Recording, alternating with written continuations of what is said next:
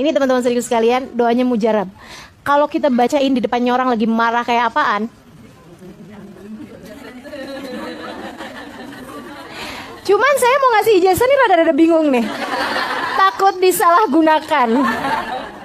Teman-teman serius sekalian, mereka saat lagi inian sama bangunan-bangunan, saat lagi mengagumi bangunan-bangunan tersebut, masuklah Hasan Al-Basri.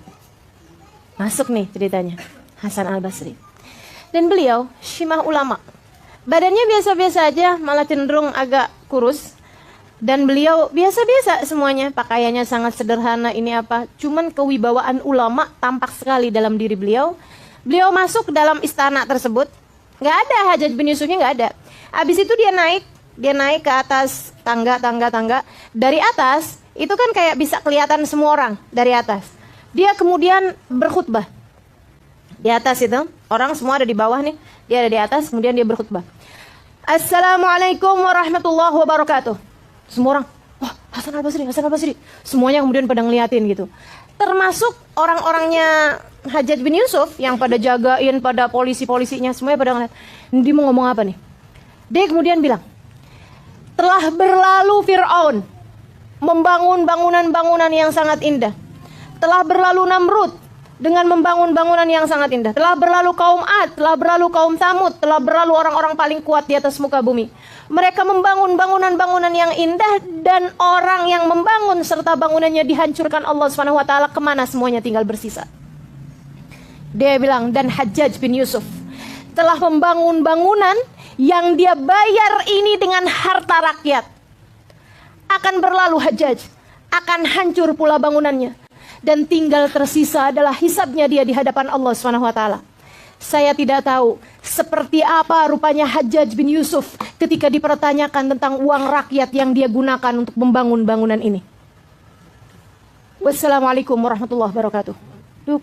Itu orang ini semua bengong semuanya. Ini ngomong sesuatu hal yang kalau kedengaran Hajjaj bin Yusuf udah habis, teman-teman sekalian. Habis itu dia turun, keluar begitu aja ke rumahnya. Tapi iya juga sih benar. Iya ya Allah, hisabnya kayak apaan ya? Rakyat. Orang awam asalnya, bagus ini gitu ya. Habis itu hisabnya nauzubillah. Ya udah cepetan keluar kita. Teman-teman sekalian, besoknya, wah ini Hajjaj bin Yusuf udah denger nih cerita tentang Hasan Al-Basri ngomongin tentang bangunannya dia. Dia ngomongin di antara bala tentaranya, dikumpulin semuanya di istananya dia, bukan yang baru, yang lama. Dia bilang, saya nggak ngerti kenapa kalian semua diam di saat saya dijelek-jelekin sama Hasan Al-Basri. Kenapa kalian semuanya diam? Liatin kalian semuanya ya, saya akan kasih minum kalian dengan darahnya Hasan Al-Basri. Panggil Hasan Al-Basri. Dipanggil Hasan Al-Basri. Hasan Al-Basri dipanggil, bismillah datang. Biasa-biasa aja, gitu ya. Datang aja gitu. Sesaat sebelum masuk tuh ada doa-doa.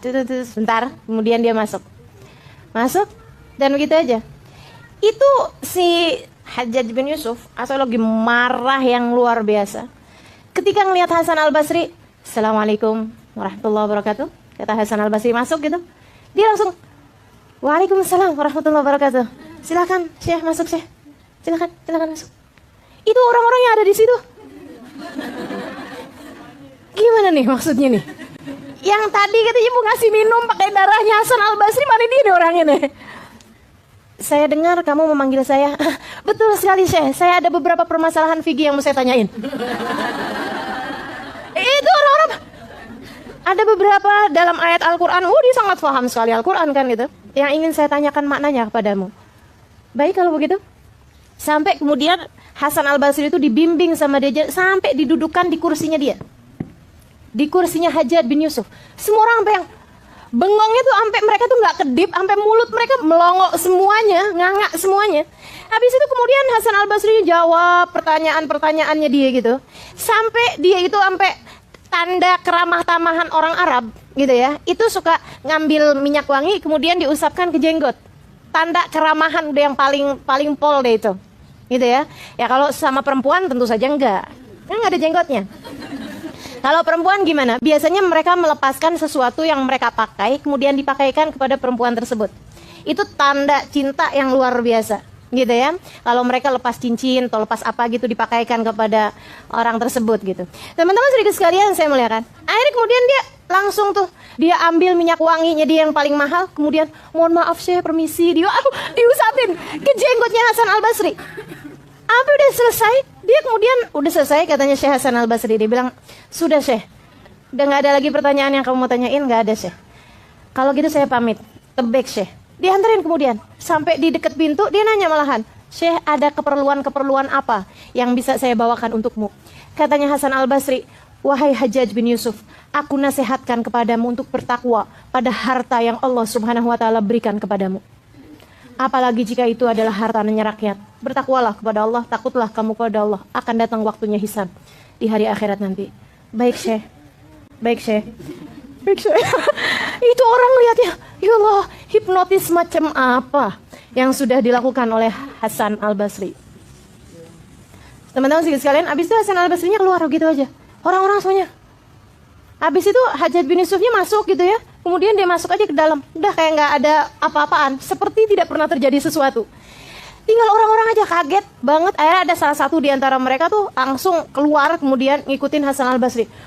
Tuan, sebentar nih. Saya mau nanya satu pertanyaan. Dia bilang, "Kenapa?" "Andai kau tahu tadi tuh Hajjaj bin Yusuf marahnya kepadamu kayak apaan? Dia sampai mau ngasih kita minum dengan darahmu, wahai Tuan." Katanya Hasan Al-Basri, "Saya tadi juga sudah berpamitan kepada keluarga saya."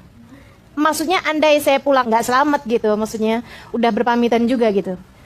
"Iya Tuan, tapi apa yang kau perbuat Tuan sampai dia bisa jadi kayak begitu gitu?" "Allah yang maha menyelamatkan." "Ada sesuatu Tuan yang bisa Tuan ajarkan?" Terus katanya Hasan Al-Basri, "Oh iya, tadi sebelum saya masuk saya udah baca doa."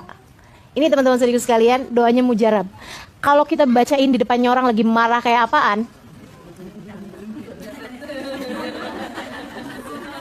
cuman saya mau ngasih ijazah nih rada-rada bingung nih. Takut disalahgunakan. Takut disalahgunakan sama takut dimanfaatkan. Habis ngaji sampai jam 12 kelayaban sampai malam. Saat lakinya marah, tenang. Udah ada senjatanya, tenang. Jadi enaknya nih Kak. Oh kasih, baik. Bacanya begini nih. "Ya waliya ni'mati wa maladhi 'inda kulli kurbati. Ij'al nikmatahu 'alayya bardan wa salaman kama ja'altan nara bardan wa salaman ala Ibrahim." Titik. Cepet banget katanya gitu. Bacanya yang bahasa Arabnya dong. Kalau bahasa Indonesianya nggak cukup ya. Ijazahnya kan bahasa Arab. "Ya waliya ni'mati, wahai penguasa kenikmatanku, wahai penguasa yang memberi nikmat kepada hamba-hamba. Ya waliya ni'mati, wa maladhi inda kulli kurbati, wahai tempat kembaliku dalam segala kesulitanku." Siapa nih? Allah. "Wa maladhi inda kulli kurbati, wahai tempat kembaliku dalam segala kesulitanku. Ij'al nikmatahu alayya," nun qaf, nikmatahu alayya bardan wa salaman. Ya Allah, jadikanlah kemarahannya kepadaku bardan, dingin, wa salaman, dan menyejukkan dan menyelamatkan. Kama ja'altan nara bardan wa salaman ala Ibrahim, sebagaimana engkau telah menjadikan api bardan, dingin, wa salaman, dan menyelamatkan bagi Nabi Ibrahim. Gitu ya. Nah, itu kan kelas-kelasnya Hasan Al-Basri baca ini tuh buat Hajjaj bin Yusuf. Kalau kelas-kelasnya kita baca ini buat siapa? Buat suami. Waduh, kesiannya suaminya ya. Ntar saya kasih ijazah juga suaminya bagaimana